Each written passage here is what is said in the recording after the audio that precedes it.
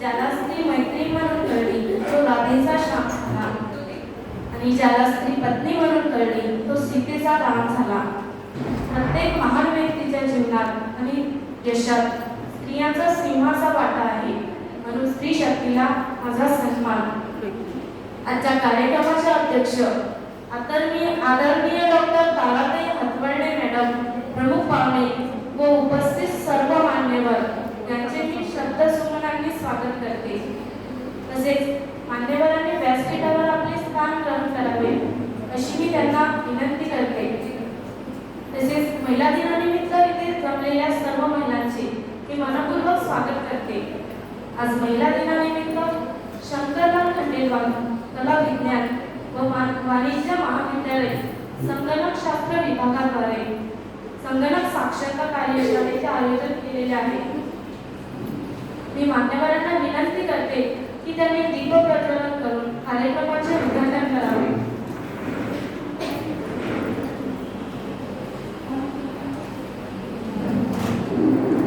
असितो मा सत्यगमय तमसो मा ज्योतिर्गमय मृत्युर्मा अमृतम गमय.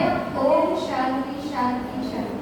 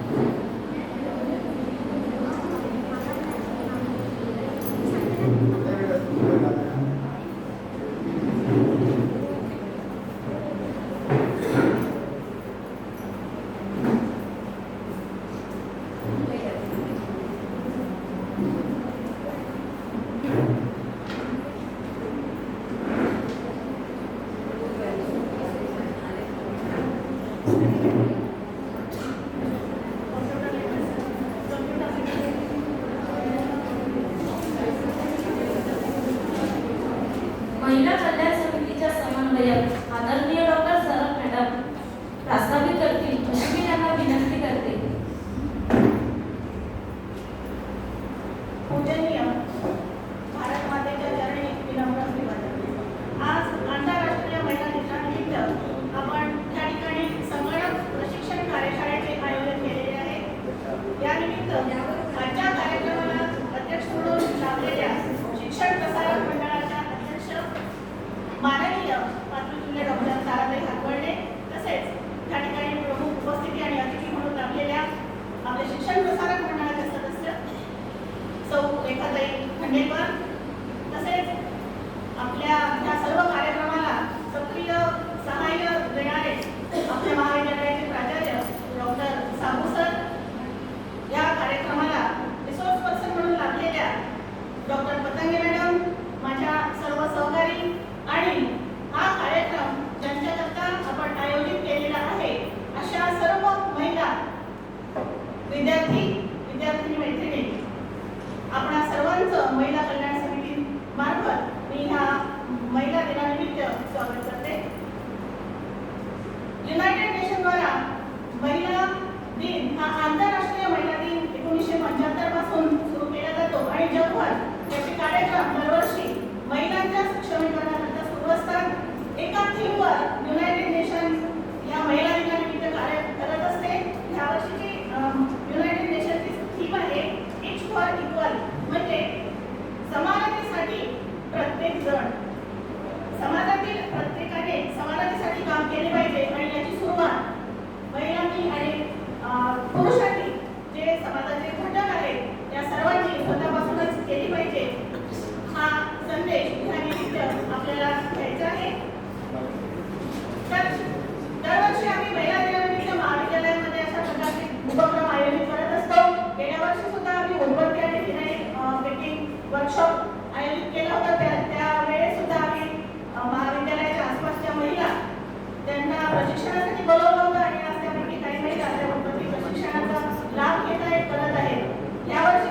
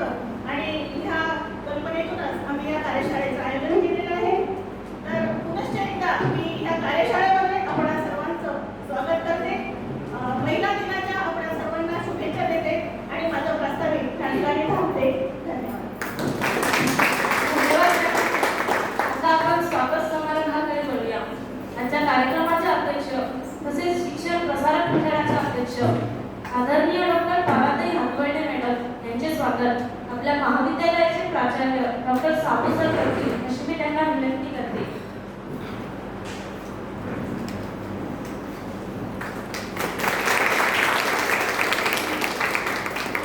तसेच शिक्षण प्रसारक मंडळाच्या सदस्य आदरणीय रेखाताई खंडेलवाल मॅडम यांचे स्वागत आदरणीय सरप मॅडम करतील अशी मी त्यांना विनंती करते.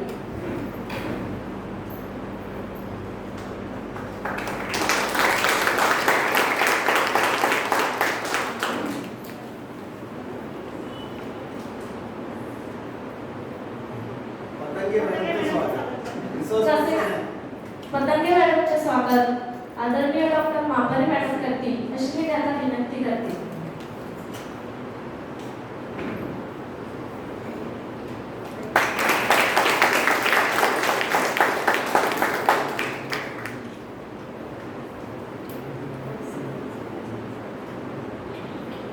तसेच आपल्या महाविद्यालयाचे प्राचार्य डॉक्टर साबू सर तसेच व्यासपीठावरील उपस्थित सर्व मान्यवरांचे मी शब्दसुमनांनी स्वागत करते. यानंतर महिला दिनानिमित्त BA फर्स्ट इयरच्या काही विद्यार्थ्यांनी गीत सादर करणार आहे मी त्यांना आमंत्रित करते. गीताचे बोल आहे बेटी भारत वर्ष की.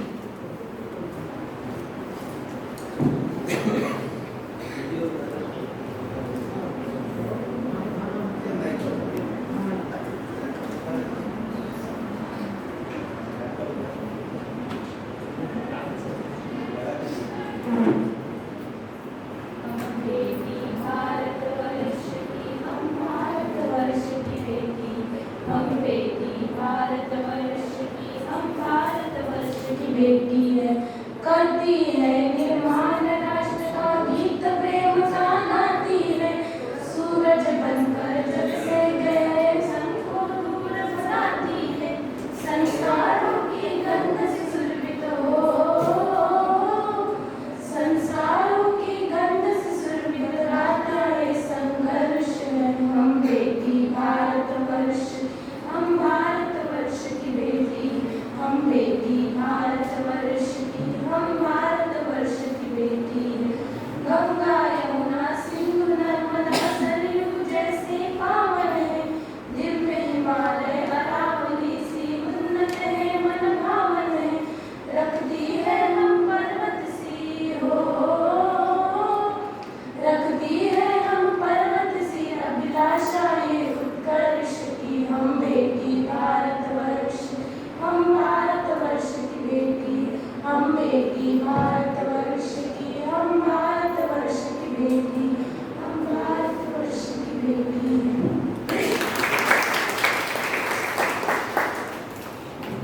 हजारों फूल चाहिए एक माला बनाने के लिए हजारों दीपक चाहिए एक आरती सजाने के लिए हजारों बूंद चाहिए समुद्र बनाने के लिए पर एक स्त्री अकेले ही काफी है घर को स्वर्ग बनाने के लिए. अशा संगणक साक्षरता कार्यशाळेबद्दल आदरणीय डॉक्टर कीर्ती पतंगे मॅडम आपल्याला महिला दिनानिमित्त मार्गदर्शन करतील अशी मी तत्पूर्वी आपल्या महाविद्यालयाचे प्राचार्य डॉक्टर साबू सर आपले मनोगत व्यक्त करतील अशी मी त्यांना विनंती करते.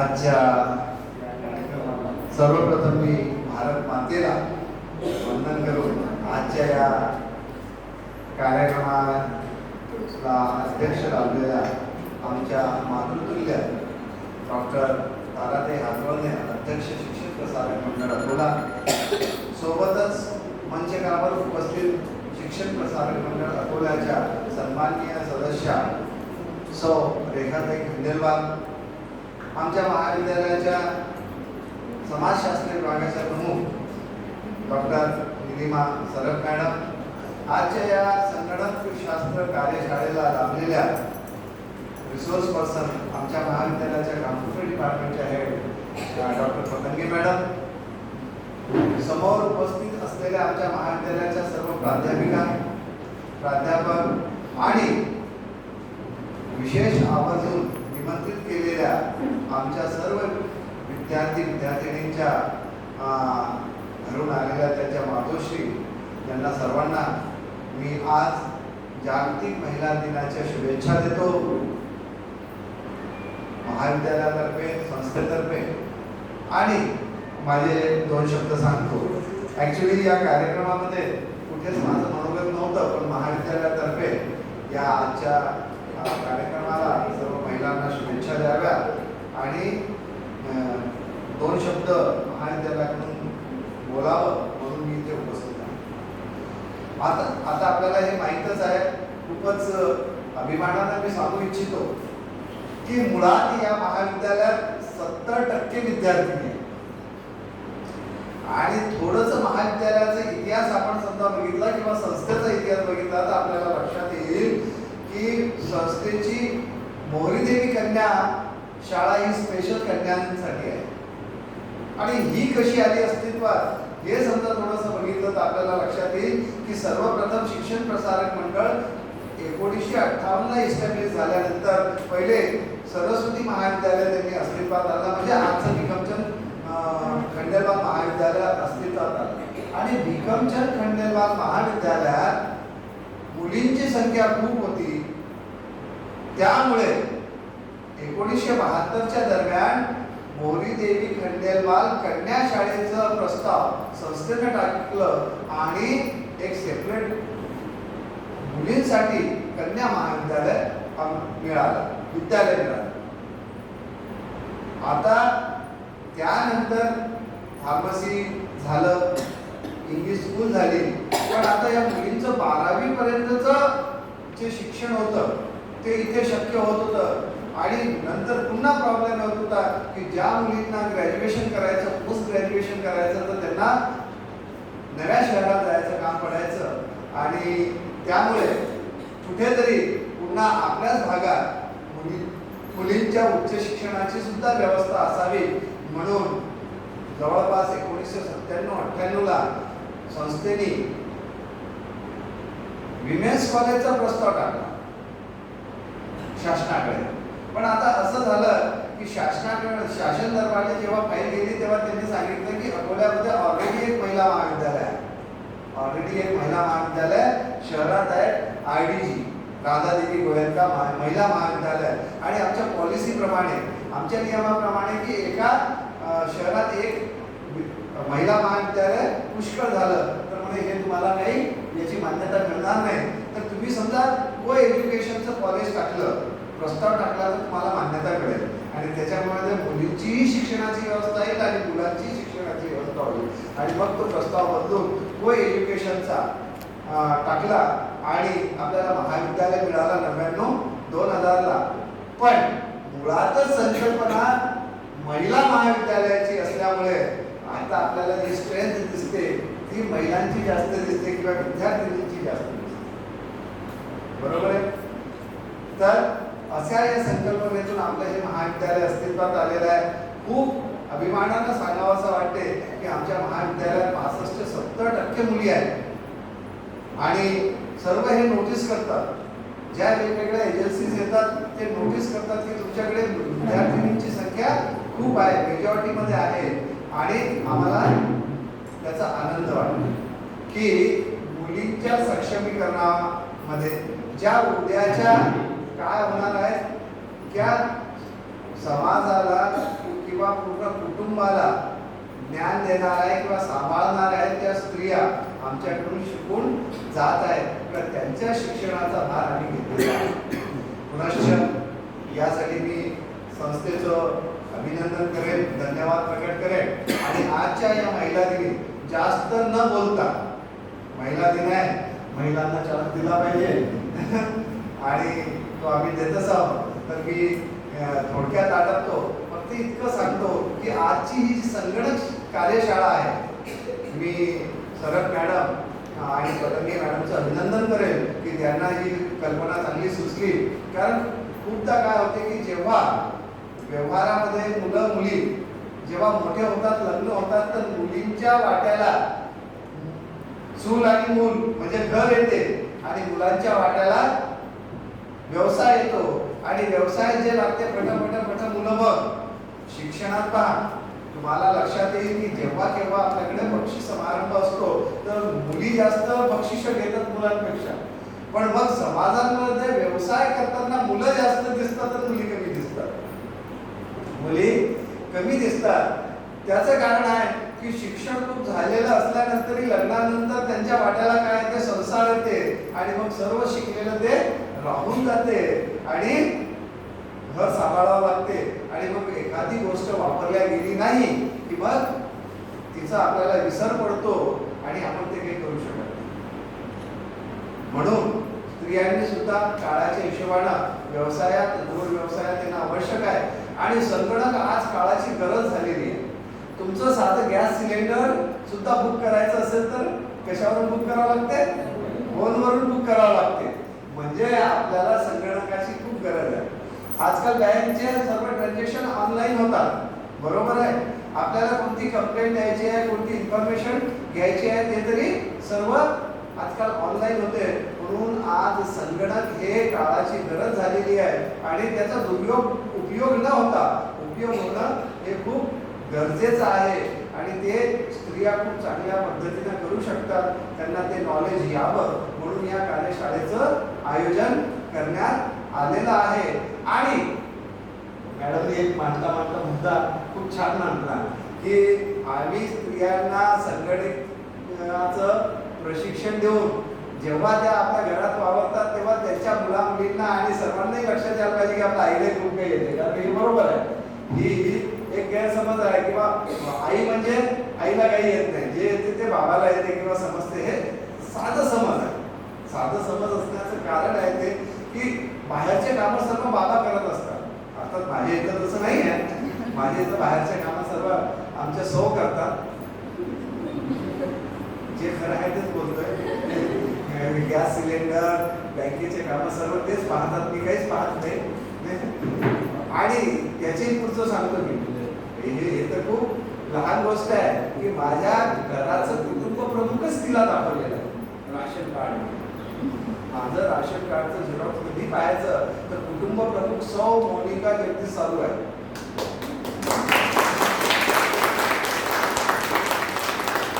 माझ्या अपार्टमेंटला तुम्ही भेट द्या, माझ्या घरी या, खाली एक बोर्ड लागलेला आहे, गाळे धारकांची नावे. तर 7 नंबरचा गाळ्याच्या समोरचं नाव बघायचं काय आणि समजून घ्यायचं. घरी तिच्याच नावावर आहे, माझ्या नावावर नाही. सर्व मी आता त्याचं कारण सांगतो. त्याचं कारण याच्यासाठी सांगतो की मागे मोबाईलवर स्टोरी आली होती, खूप छान स्टोरी आली होती की एका स्त्रीचं म्हणजे घरचा माणूस, तिचा नवरा वारला आणि त्याच्यानंतर तिला प्रत्येक गोष्ट स्वतःच्या नावावर करण्यासाठी इतके टोले घ्यायचं काम पडलं की तिचं व्हॉट्सअपवर एक जवळपास खूप मोठं लेख आलं होतं. चांगली शिकलेली बाई होती की मला प्रत्येक डिपार्टमेंटमध्ये जाऊन, जिल्हा परिषदमध्ये जाऊन, तहसील ऑफिसमध्ये जाऊन, इथे जाऊन, तिथे जाऊन, सर्व ठिकाणी जाऊन इतके टोले घ्यायचं काम पडलं की नको हे सर्व असं झालं. ती स्टोरी मी वाचली. अगोदरपासून तर हे मी केलंच होतं. आत्ता 3 वर्षापूर्वी मी माझं जे घर आहे ते तिच्या नावावर 56,000 रुपये फी भरून केलं. पण नको, आपण नसताना हिला सर्व आपल्या नावावर करून घेण्यासाठी ते बोलले. हे जे खरं फिलिंग आहे ते सांगतोय. आणि आता प्रत्येक गोष्ट मी जॉईंट मध्ये करत असतो, प्रत्येक अकाउंट मी जॉईंट मध्ये काढत असतो. व्यवहार माझ्या सहीनं होत असतील तरी अकाउंट जॉईंट केलं नाही. आता सुद्धा तुम्ही समजा ऑफिसमध्ये गेले तर तिथे एक निळ्या कलरची फाईल आहे आणि नवीन घराच्या बांधकामाचा नकाशा सँक्शन आहे, लोनचं केस सँक्शन आहे आणि सर्व रिपोर्ट आहे. आणि तुम्ही त्याच्यावर बघा नाव काय आहे. नाव 2 आहे, जगदीश साबू आणि मोनिका साबू. कारण मोनिका साबूचं उत्पन्न इतकं नाही आहे की 50 लाख, 60 लाख, 70 लाख रुपये कर्ज घेऊ शकते बँकेने. पेइंग कॅपॅसिटी बघतात कर्ज देताना, म्हणून माझं नाव त्याच्यात टाकलेलं आहे की इन्कम दाखवताना दोघांचं इन्कम दाखवायचं. तिचं इन्कम 5, 7, 8 लाख आहे, माझं इन्कम खूप जास्त आहे आणि त्याच्या भरोशावर ते इन्कम मिळते. म्हणून जिथं फायनान्शियल असिस्टन्ससाठी माझ्या नावाची गरज आहे तिथे माझे नाव वापरतो. बाकी तुम्ही माझ्या इथं या गॅस सिलेंडरचं कार्ड बघा कोणाचं नाव आहे, राशन कार्डचं नाव बघा कोणाचं आहे, काहीच नाही. घर कोणाच्या नावावर आहे आणि प्लॉट कोणाच्या नावावर आहे, सर्व मी नावावर करून दिलेलं आहे. त्याचं कारणच हे आहे की नंतर खूप त्रास होतो आणि शेवटी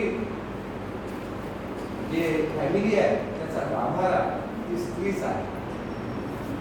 ज्यांना आपल्या आईला समजलं ना, ज्यांना आपल्या आईला समजलं ना, मग बाकीच्या स्त्रीला समजायची गरज नाही. प्रॉब्लेम काय होतो, जोपर्यंत स्त्रीला आपण आईच्या दृष्टीने बघतो, जोपर्यंत स्त्रीला आपण मुलीच्या दृष्टीने बघतो, वी आर व्हेरी पॉझिटिव्ह, त्याग करण्याच्या नेचरमध्ये आणि प्रतिष्ठा देण्याच्या स्वभावामध्ये पुरुष असतो, पण दुसऱ्या रोलमध्ये देतो. पण ते सर्व करत असताना समजा हा विचार केला की ही मोनिका साहू जरी माझी पत्नी असेल तरी माझ्या मुलाची आई आहे, माझ्या मुलीची आई आहे, कोणाची तरी बहीण आहे, बरोबर आहे. तर मग हा त्रास होत नाही आणि पुढे तिला त्रास होऊ नये, पुढे तिला त्रास होऊ नये हा विचार समजा समाधान केला आणि हा विचार आतापासून आपण आपल्या मुलांमध्ये रुजवला तर मला असं वाटते की जास्त प्रॉब्लेम येणार नाही आणि बाकीचे जे काही प्रॉब्लेम्स आहेत ते सर्व असं म्हणतात की विचाराचे प्रॉब्लेम्स. तर विचार थोडेसे प्रगल्भ आपल्या समाधान केले तर जास्त काही प्रॉब्लेम येणार नाही. पुनश्च या आजच्या महिला दिनी म्हणजे मला तर असं वाटते की एक दिवसासाठी महिला दिवस साजरा करू नये, हा महिला दिवस पूर्ण वर्षासाठी असायला पाहिजे. Every day we should be cautious enough that every care should have. हे किती खरं आहे की माझी पत्नी प्राध्यापक आहे, ती सुद्धा माझ्यासारखंच कमवते पण तरी घरी स्वयंपाक तीच करते. झाड़ू मैं मारता हूँ ना, वो सवेरे 7:30 बजे चली जाती है और मुझे पूजा करने के लिए झाड़ू मारना पड़ता है. पण रविवारी ती असताना मी मारत नाही. हे तितकंच खरं आहे, हे तितकंच खरं आहे. तर हा विचार आला पाहिजे आणि विशेष स्त्रियांना मी सांगतो की आपली घरची जी लहान मुलं आहेत त्यांना आतापासून कामाच्या सवयी टाका मुलींसारख्या, म्हणजे मुलं ते त्यांच्या बायकांना आणि स्त्रियांना मदत करू शकतील. जसं आमच्या आईनं केलं, आमच्या आईनं आम्हाला सर्व शिकून ठेवलं, स्वयंपाक शिकून ठेवला, झाडू मारणं शिकून ठेवलं, सर्व शिकून ठेवलं. त्याच्यामुळे आता इमर्जन्सीमध्ये प्रॉब्लेम येत नाही.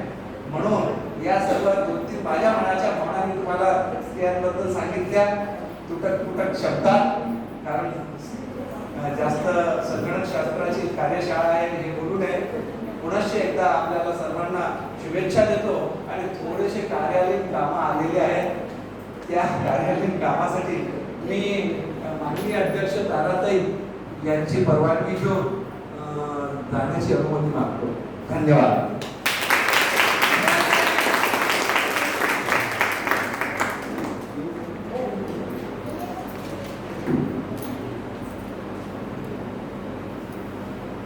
आपल्याला प्रमुख उपस्थिती म्हणून लाभलेल्या आदरणीय सौ रेखाताई खंडेलवाल मॅडम आपल्याला मार्गदर्शन करतील अशी मी त्यांना विनंती करते.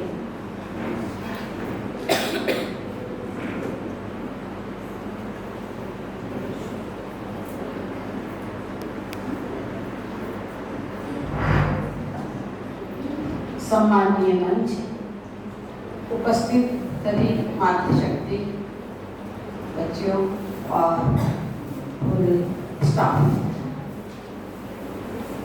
आज महिला दिवस के उपलक्ष्य में आप सभी को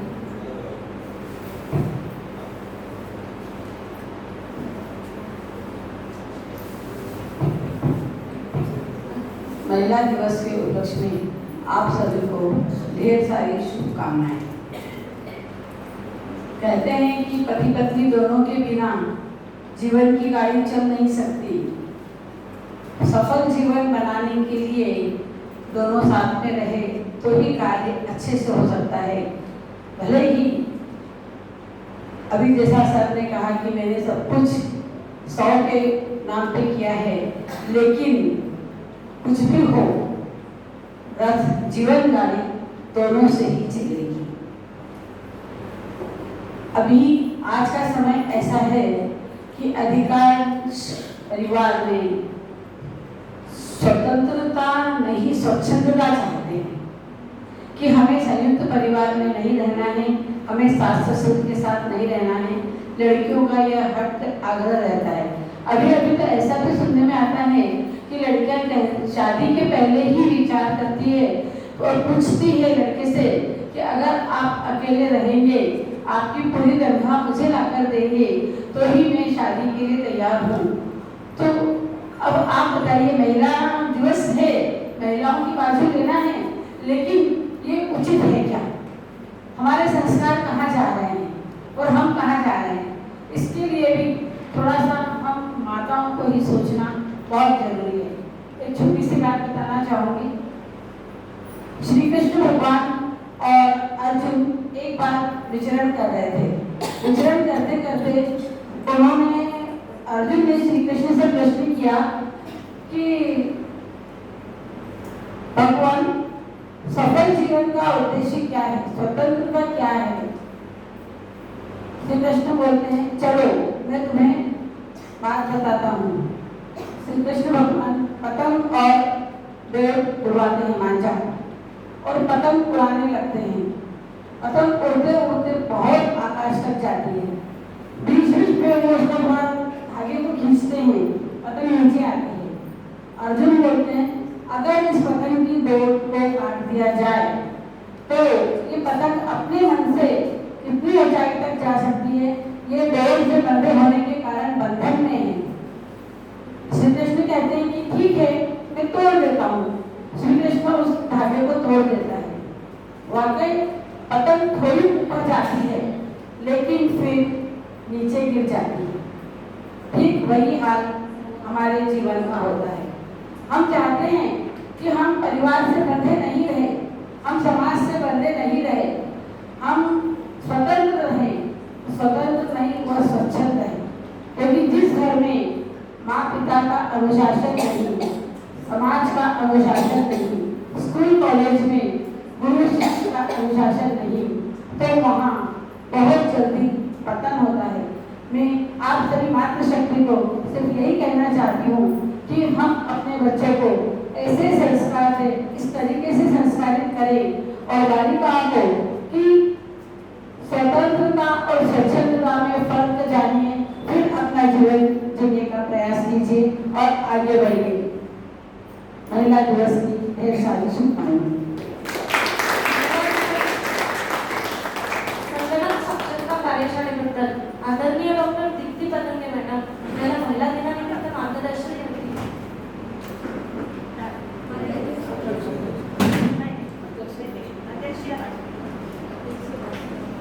शिक्षण प्रसारक मंडळाचे अध्यक्ष आदरणीय डॉक्टर ताराताई हातकर्णे मॅडम आपल्याला अध्यक्ष भाषण करतील, अशी मी त्यांना विनंती करते।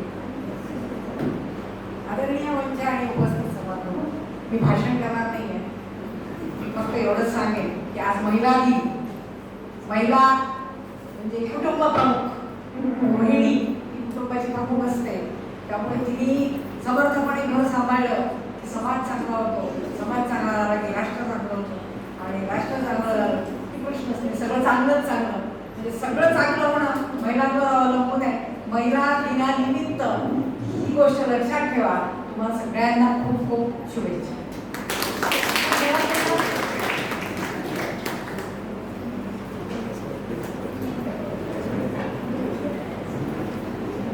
संगणक साक्षरता कार्यशाळेबद्दल आदरणीय डॉक्टर दीप्ती पतंगे मॅडम आपल्याला महिला दिनानिमित्त मार्गदर्शन करतील, अशी मी त्यांना विनंती करते।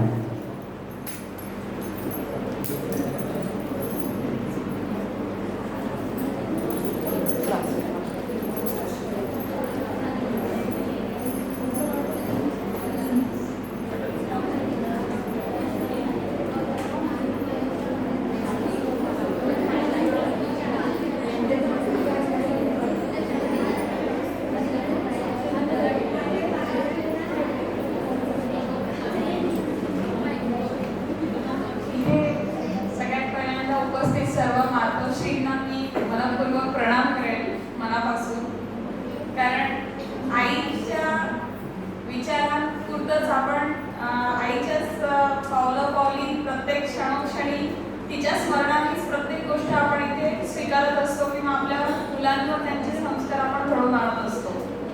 त्यामुळे आई ही फार अविभाज्य घटक आपण कुटुंब प्रमुख म्हणून प्रत्येक वेळी इथे ऐकलेलंच आहे.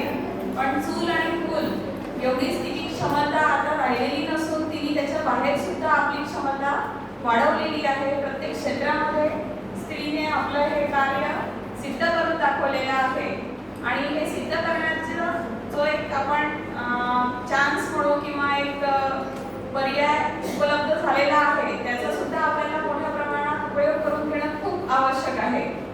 आणि याच परिस्थितीला सामोरं जाण्यासाठी आपल्याला प्रत्येक वेळी काही ना काही प्रसंग हे फेस करावे लागतात किंवा या प्रसंगांना समोर जावं लागतं. आणि आपलीच मुलं आज जेव्हा या टेक्नॉलॉजी किंवा ज्याला आपण म्हणतो तंत्रज्ञान या तंत्रज्ञानाच्या मार्गदर्शनातून पुढे पुढे जात आपण त्याच्यामध्ये त्यांना बघतो की किती प्रगत होत चाललेले आहे. पण आज जर आपण सुद्धा त्या परिस्थितीला किंवा त्या टेक्नॉलॉजीला आत्मसात नाही केलं तर उद्या आपण सुद्धा या टेक्नॉलॉजीला कन्सिडर करायला